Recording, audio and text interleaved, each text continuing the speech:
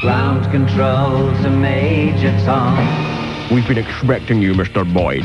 His is the worst voice you will ever hear. Will he offer me his teeth? The Tommy Boyds Show will teach you nothing. Nothing. Always read the label. Nothing but iniquity and wickedness. If you really bug me, then I'll say goodbye.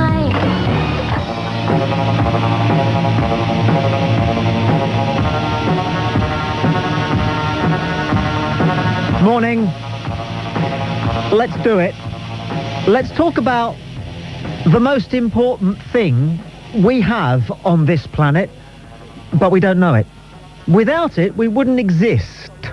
We know that we need food, and we know that we need water, and we know that we need gravity, and we know that we need warmth. But you know, there's something which comes before all of those things, which not only renders life possible, but renders life pleasurable. Without it, I don't think life would be worth living, quite frankly. I don't think life would be possible without it. And yet rarely do we pay it homage. Rarely do we recognize how important it is for the way in which we live our lives and for what it is to be a human being. God knows how important it is. It was the first job he did here. Free call 0500 10 53 89. The news is that El Nino may be exerting an influence on British summertime as follows. El Nino may be responsible for the longest day being longer than it would normally have been. In other words, thanks to El Nino, there is going to be more light. Light. Yeah, light. Than there normally would be. Light. What is light? Do you know scientists don't know what light is? I like that. I love it when they don't know. I love it when don't you? When the experts don't know. They'll never tell you they don't know. All they'll tell you is that there are two conflicting theories about what light may be. Does light have matter? Is it matter? Or is it a wave? They don't know. Free call 0500 10 53 89. But doesn't it make this world a wonderful place? Doesn't it make this world a livable place? The first thing God said was, let there be... light. Free call 0500 10 53 89. We can think about the heavenly aspect of light. We can also think about the very basic business of light in your home. Because as soon as we found ourselves talking about and thinking about light in preparation for this show, the conversation rather developed to around how we light our homes. And you know, the truth of the matter is, every single one of us agreed that our homes are not very well lit. Because you can't really light a home properly, can you? Those bedside lamps, those table lamps, the lights that hang from the ceiling, occasional lamps, angle poised lamps, halogen lamps. This is the bane of our existence at Talk Radio because the studios are decorated with halogen lamps. What is it? What are they? Why? Why do they exist? What are they supposed to do? Absolutely nobody knows. And angle poised lamps? I ask the same set of questions. Free call 0500 10 53 89. There isn't a single source of artificial light which involves electricity, which is anything other than a source of madness for all of us. The man, whoever he was, who said, when he first saw an electric bulb, said that it looks like bedlam and it will send us all mad, may not have been far off the mark. Don't you feel more insecure when you're in a room in the darkness that's lit by an electric light? You do. Don't you feel a little stranger? Don't you feel a little further away from God or your soul or whatever it is that keeps you sane when you're in a room that's lit by electric lights? You do. Free call 0500 10 53 89. They are a positive form of damnation, aren't they? Why? Why? Can anybody tell me? You can't, but somebody else might be able to tell me why this country is lit up like Blackpool with electric lights at 3 o'clock in the morning. Every street light is on and blazing. What is it costing us? I don't know.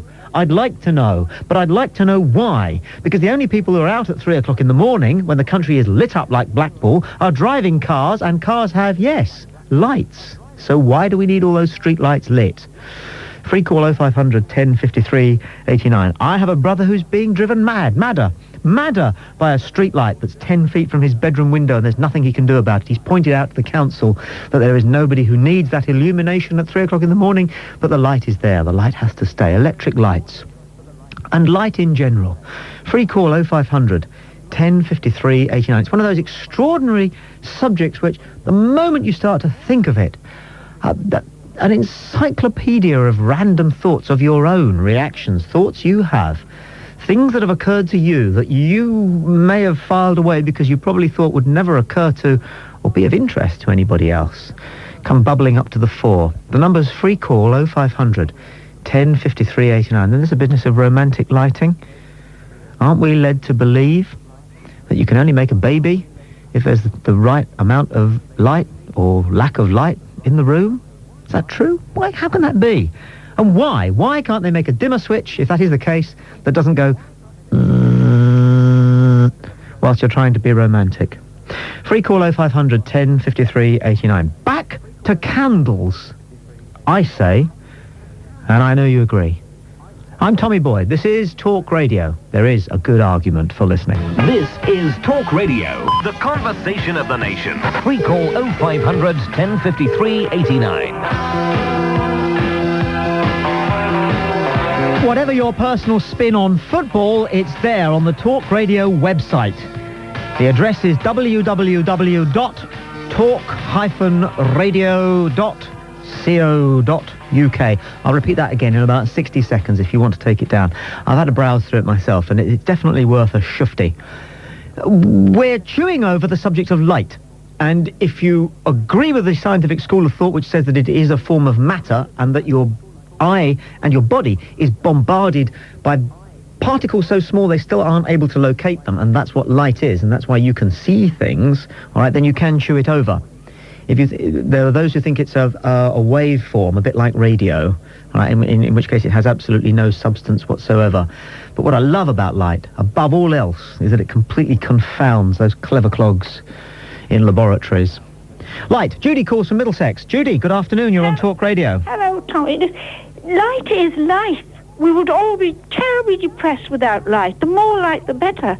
I read recently that in certain parts of the world where they get very little light, the suicide rate is very high. You don't catch moles doing themselves in? And they're all... I'm talking about human beings here, if you don't mind. Well, we're adaptable. That's our strength. We can't, Tommy. I wear spectacles, and for every day, I make sure that I go out, take my spectacles off to get enough light in my eyes, because the brain needs serotonin.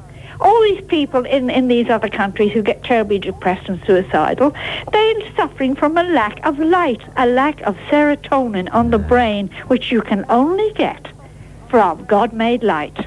But we're talking about electric lights here, you know. I mean, electric lights surely have the opposite effect, don't they? Aren't they depressing? Shouldn't we go to bed when it gets dark and wake up when it gets light? Yes. Well, yes, we should do that. Do you do that? Oh, yes, No, but you I don't? love lots of light during the day. Get out in that sunlight. You don't go to bed at 4:30 in February.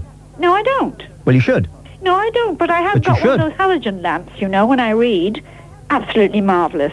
And why do they have all these other sorts of lamps some people have to avoid depression, where they sit in front of it for an hour or two every day? Tommy, we do need light, otherwise we get terribly depressed.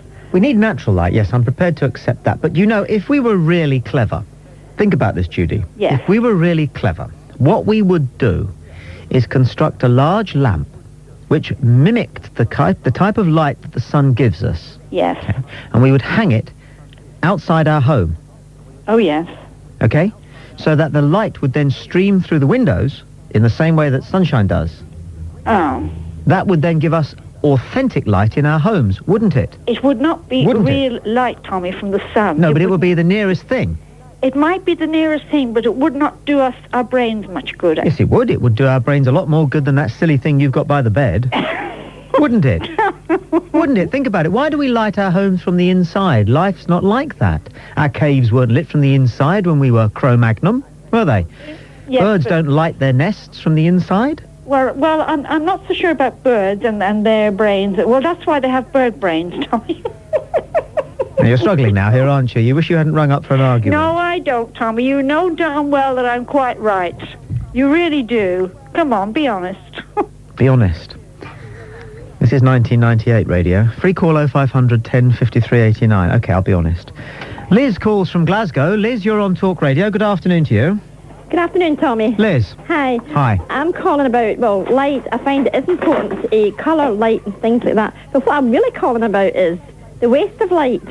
For instance, where I stay, the street light wasn't working during the dark weather, and I was complaining constantly. And now they've got it fixed. It's on just now. I bet it is. It is. I mean, what, 2:20 and 2:15 it's on. I'm convinced you could open another hospital, you know, on a weekly basis if we simply close down all our street lighting at night. Never mind about the stuff that's on during the day. Yeah, I mean, why at this time of day? Sun's out and the light's on. I know. That's all I want to say. And they make a funny buzzing noise as well, don't they? Yeah. Yes. Liz, thank you for your call. Okay. The number is free call 0500 10 53 89. We're discussing the business of light, which is an extraordinary business. I was trying to explain to number 2 son, who is 8, why it is that when because the other day he held up a glass of water, okay, and he noticed that looking through the glass of water, there was an element of magnification in the image that was on the other side. I started to explain this to him, being clever, and explaining why a convex lens magnifies and a concave lens sort of diminishes an image, right? But I knew that I was going to get confounded at some point during his questioning, because each question was why. See, why does light bend through glass or when it hits water or any transparent substance? Why? Why? And we think we're that clever.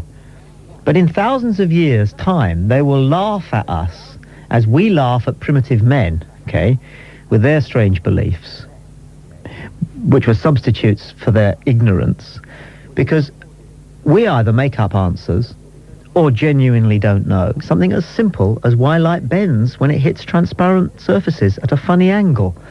That's all a pair of binoculars is. That's all telescopes, which tell us everything that we think we know about the universe. That's all they are.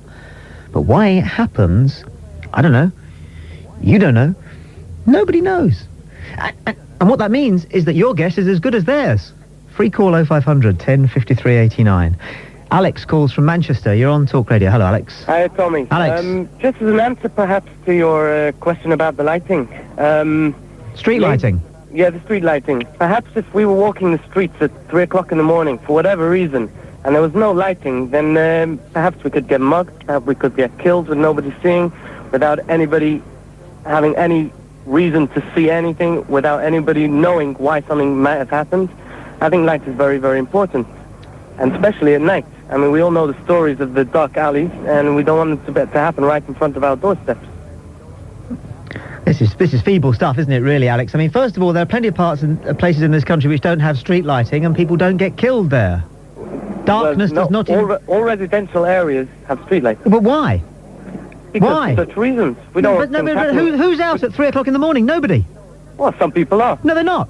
Maybe someone's going to a night shift. At maybe isn't good enough on this show, pal. Nobody is out at 3 o'clock in the morning walking the streets. Tommy, I got 2 other things anyway about this lighting. No, you're not getting away with that. You can't come on the radio and say it's to preserve the life and liberty of people who are walking the streets at 3 in the morning. Nobody is. Oh, I think I can say that, Nobody Tommy, is walking the streets at 3 in the morning, man. Well, this is my argument. But it's a dead argument. It has nothing... Look, go out tonight at 3 o'clock in the morning and see if you see people walking around. And if you do, ask them what they're doing. But you won't spend much time doing it, pal, because there's nobody doing it.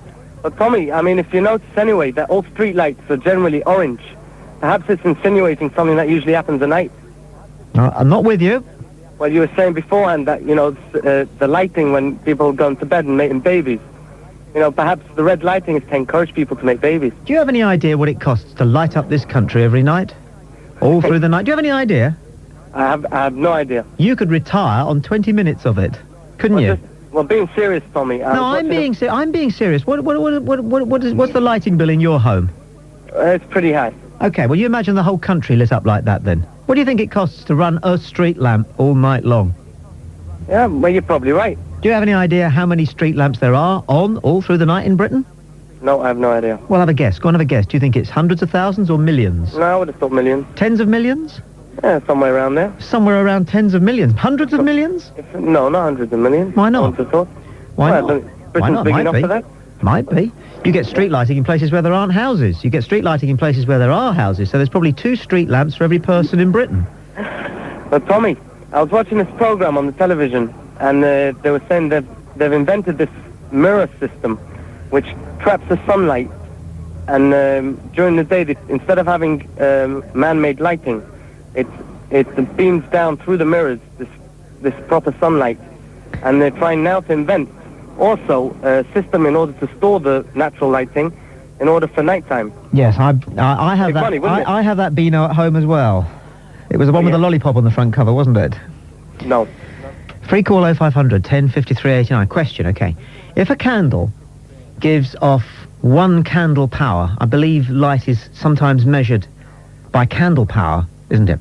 If a candle gives off 1 candle, okay, of light, but you put it behind a double mirror, all right, so that you get 3 candles, do you treble the amount of light in the room?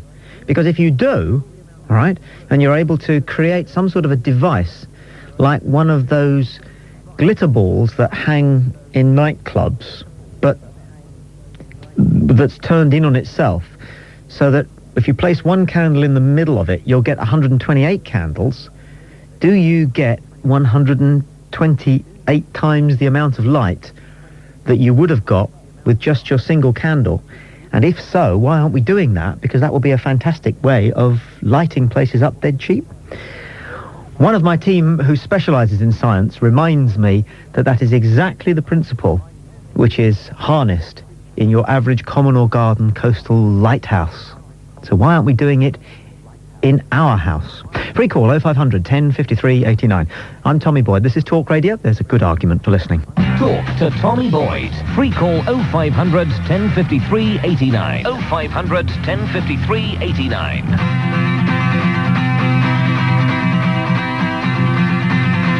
And then there's seasonally affected disorder, because if optical stimulation, sunlight in our eyes, is so important for us to keep our mood up, then why is it that, generally speaking, blind people are so cheerful? Because they are.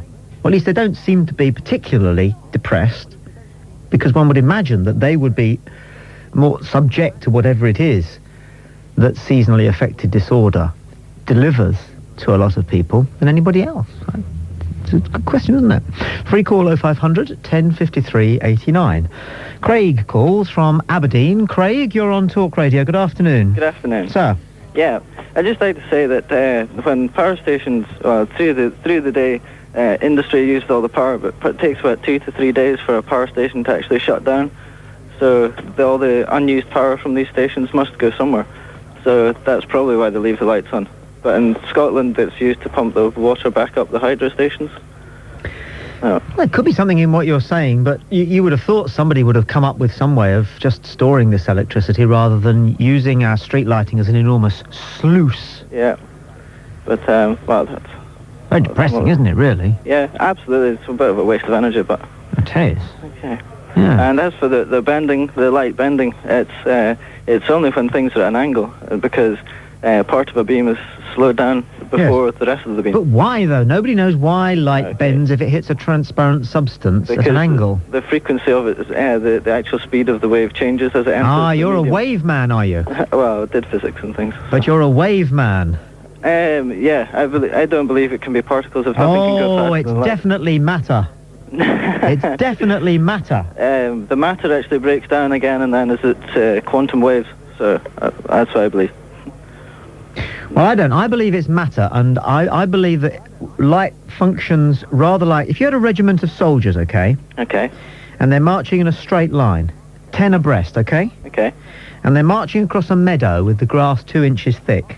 Yeah. They're all marching at the same speed, right? Yeah. But supposing they hit a wheat field... Okay. At an angle. Yeah. Right. Then... The men who hit the wheat field first of all would slow down a bit quicker than the men who hit it last, wouldn't they? Yeah. So the line of men marching from the meadow into the wheat field at an angle would turn at about the same angle that light does turn when it hits a transparent substance. I rest my case on your bike. But sound is affected when it goes through changes medium. What? What? Yeah, come on, Craig, you're struggling. Sound changes when it goes through a medium as well. It would do the same.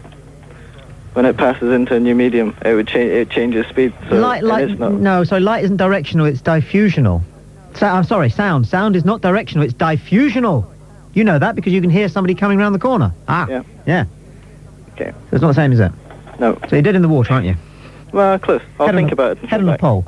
Thanks for your call. Free call 0500 1053 89. The beauty of light, as with most things really scientific, is that scientists don't really know what it is. Which is great, isn't it? 'Cause you can always tease them about it. Free call 0500 1053 89. Peter calls from Northumberland, the very important motoring point, I think. You're on Talk Radio. Peter, good afternoon. Good afternoon, Tommy. Tommy, I actually get annoyed when I'm driving on a motorway or dual carriageway with lights on. Me too. Because I've got headlights on my car, I assume everyone else has. What's the need? Exactly. There's all my tax money going up in smoke. Yes. Yes. And your headlights are displaying the road as you want to see it when you're driving along. Yes. In the dark. Yes. Exactly. No, it is very annoying, isn't it? Enough said. But why? But the last caller said it's because power stations need to sloosh off some of their excess power that they've built up during the day. The fools. Can't they work out what the demand is going to be? What's the matter with them? Well, this is it. Yeah. Yes. Yeah. Mm. Is that it then? That's it, mate. Well, it's a very concisely put point. I was going to have a yak, but if you don't want to, then clear off. Bye. Bye. No, that's fair dues. I don't mind. Quick one. In and out. Francis calls from Tunbridge Wells. You're on Talk Radio, Francis. Hello. I just wonder why they didn't put solar panels on the top of street lighting. What a good... You see, yeah, exactly. At least it would take up some of the lighting at night and have a sort of emergency electricity supply in case. Exactly. Has anybody looked into magnifying the moon? I don't know. No. That will happen. The moon provides us with a good deal of light. If you've ever been out on a clear night when there's a full moon, you know, you could read a newspaper by it. Let's have a moonlight. What's the thing for moon? Well... Lunar light. And again, nobody's managed to explain why, okay, a full moon does have an effect on sensitive people. Yes, it doesn't have an effect on me. I can't be sensitive. I bet you it does. Just the last point, because I'm in a shop and I've got customers here, that we do have people roaming around the streets at 3 o'clock in the morning quite frequently and screaming and shouting. Roaming around the streets? Yeah. What do you mean roaming coming out from around? nightclubs, yeah. Well, they don't walk home, do they? They get yes, taxis. they do. No. Yes, they do. No, they don't. I'm kept awake till 3:30 in the morning. Oh, yeah, in Tunbridge Wells, yeah. Oh, what's the hot night spot in Tunbridge Wells then? They come out at 3 in the morning then, eh? Shame-more. Shame-more. Is it? It's quite, it's quite lively down here. Yes. Even for us old bogies. Well, if you didn't have streetlights, they wouldn't be able to do it. Yes, they come along to the kebab shop along the road. If they didn't have kebab shop in Tunbridge Wells, come on. Several. Oh, no. Anyway, I must go because I've got customers here. What do you sell? Thank you very much. What do you children's sell? Clothes. Children's clothes. All right, thanks for your call. Okay, thanks a lot. Free call 0500 1053 89. Mark is on the line from Milton Keynes. You're on Talk Radio. Mark, hello. Hi, Tommy. How you doing? I'm good. You? Good. I'm just driving to work at the moment. You're talking about all the street lights and everything.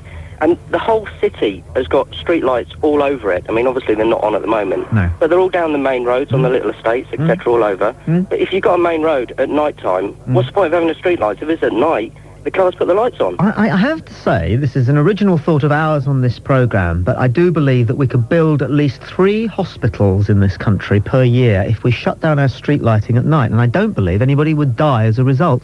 On the contrary, the streets might be even safer, because muggers would simply be running into other people's hedges. Well, this is it, you know, I mean, the lights on the road, if you've got a junction or a roundabout, I mean, there's 1 or 2 roundabouts in Milton Keynes, but you know, if they, for safety reasons, for the cars to light them up, but the roads between the roundabouts, you know, what's the point? What's all that about? Well, we've got a light outside our house which comes on when you walk up towards it. Right. Okay. Now, surely it's not beyond them to invent or develop a system whereby our street lights come on if somebody is walking down the street? Maybe, but wouldn't they be flicking on all night and off when cars go past and Depends how many people come down the street, doesn't it?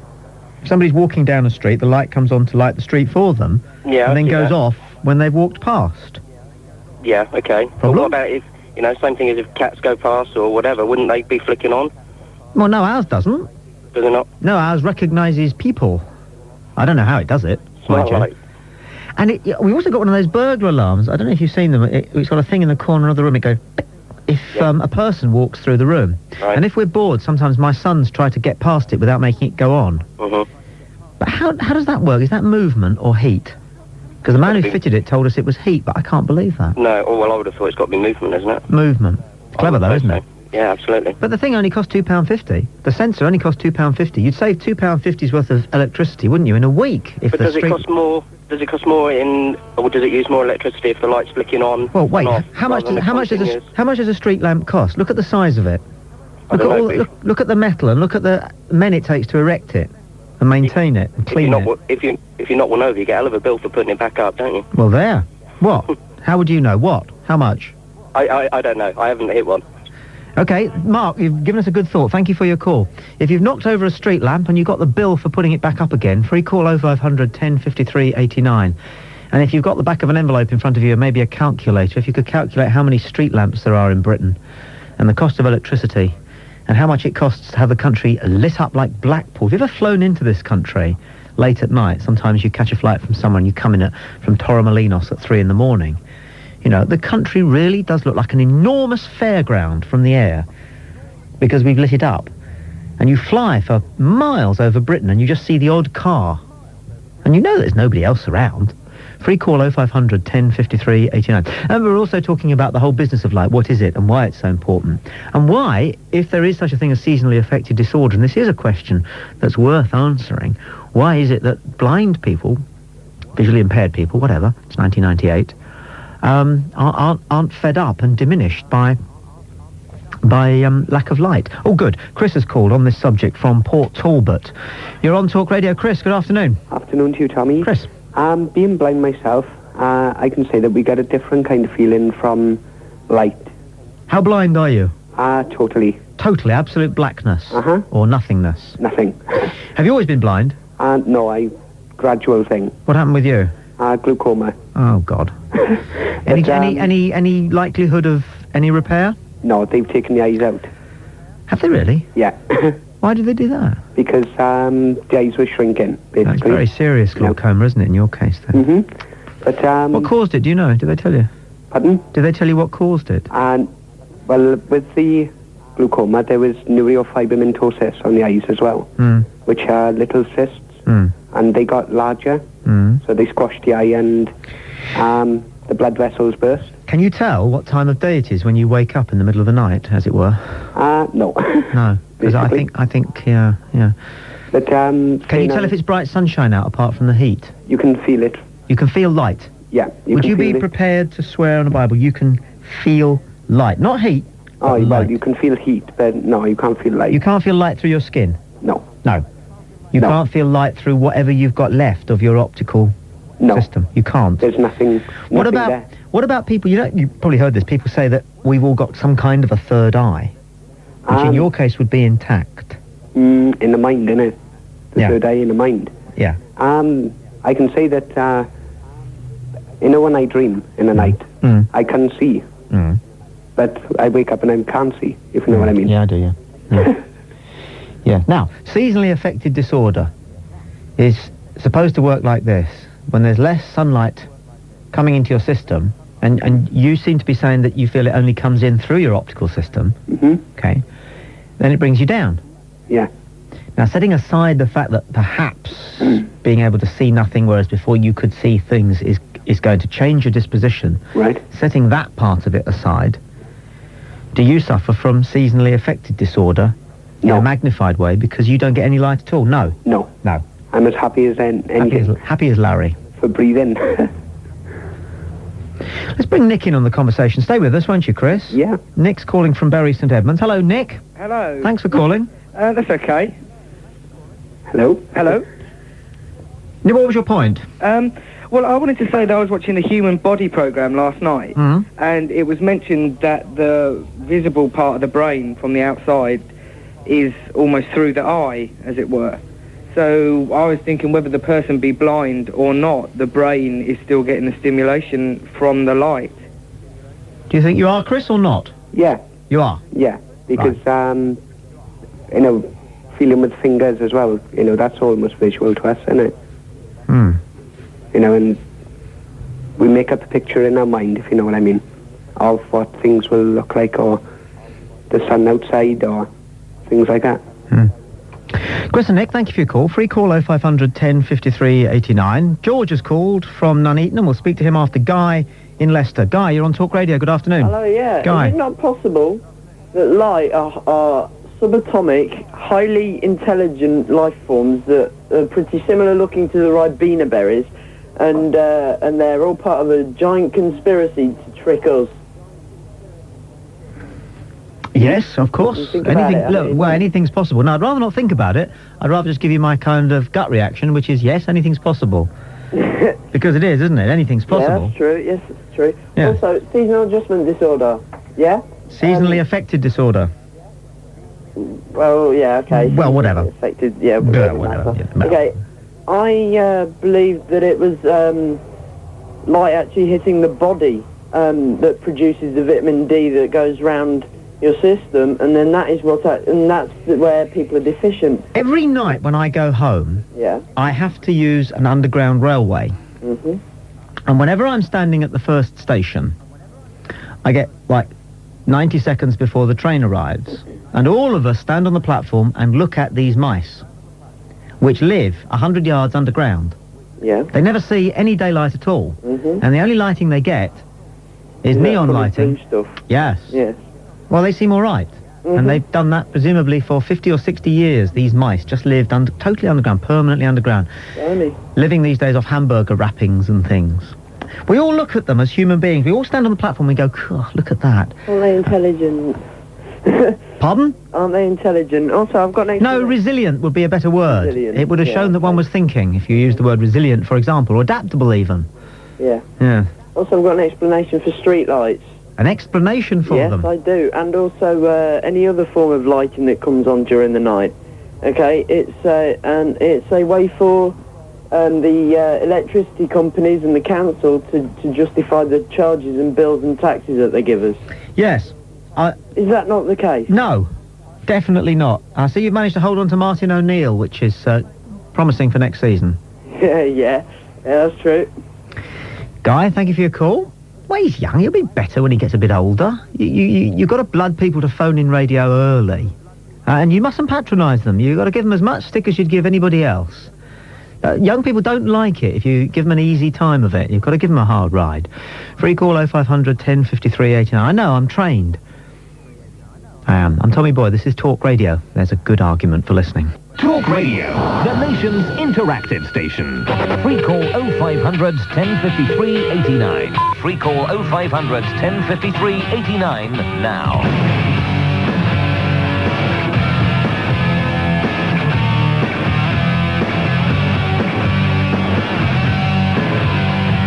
Free call 0500 1053 89 is the number, and we're discussing light. It came from I know not where, but it was God's first idea. So he knows how important light is. He made light before he made anything else, didn't he? Didn't he? He did. He did. And we know, don't we, that with the longest day being upon us, and the gossip that El Nino is going to be responsible for this longest day, 1998, being even longer than it would have been. All right? We know that it's a thing because of seasonally affected disorder. What am I saying? I suppose I'm wondering whether I ought to be saying that we're going to be more cheerful as a result of the longest day being longer than it's ever been before. I mean, obviously it's so marginal, it's immeasurable, but hey, it's a peg. Free call 0500 10 53 89. It's a peg. We've got a peg, George, in Swansea. You're on Talk Radio. Hello? Hi, it's a current affairs show here. What? Hello? What? Hello? It's George, what? Nuneaton. I beg your pardon. Light is a source of energy. It's energy. The sun is like a fission and fusion reaction together. Yeah. If you got too near to it, you'd disintegrate. And the light is stimulating the atoms and travelling in a wave, like, as you said earlier on, soldiers going bang, bang, bang, bang, bang. And we feel it in the heat, and the heat's radiated as energy is radiated. Artificial light is energy like electricity, stimulating atoms like neon or sodium or something like that vibrates and gives off the energy as light. So simple, isn't it? I suppose it is, really.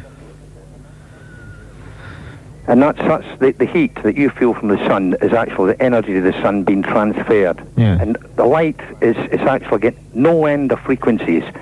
Now, you're speaking to the population of this country through radio waves. It's similar to light, and it's travelling on Yeah, but okay, so why can't you send a radio signal using light?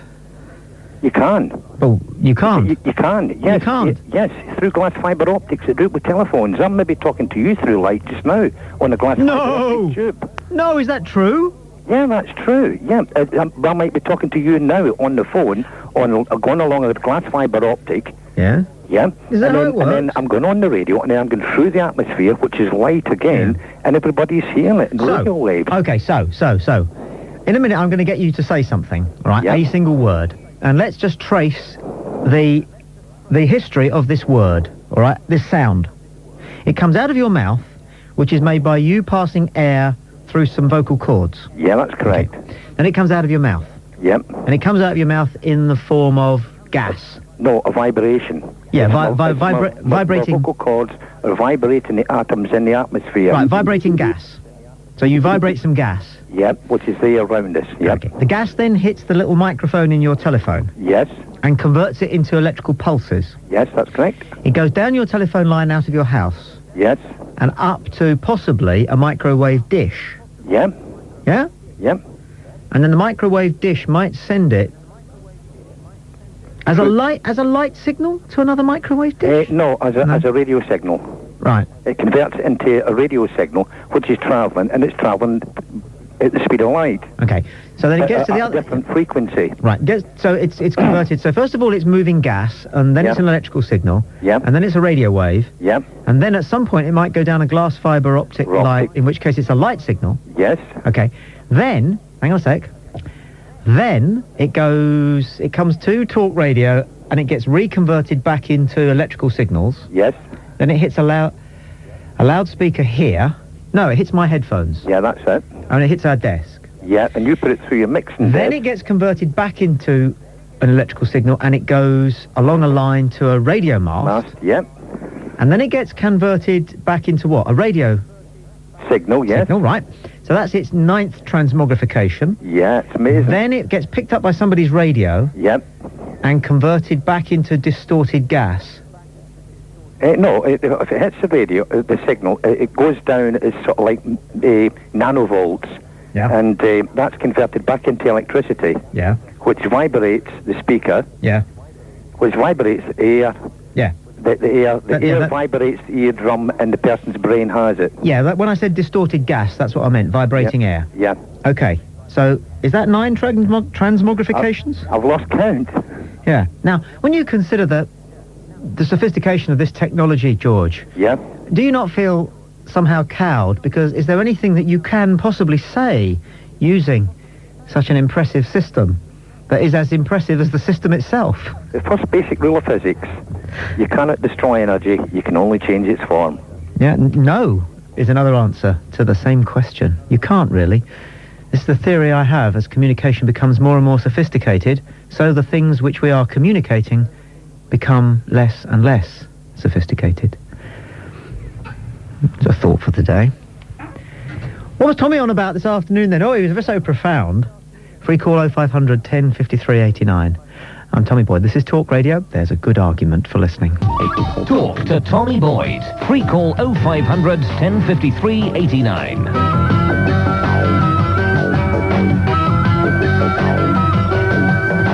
Julian's on the line. Julian calls from junction 21 on the M6. You're on Talk Radio. Hello, Julian. Hi, Tommy. Julian. Sir.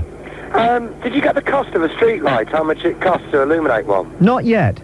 Well, work this. But I just was listening on the way up, and I counted just before the bridge that you go over before junction 21. There's 55 in the central reservation. 55 pairs of street lights. That's in the central reservation, right? Yes.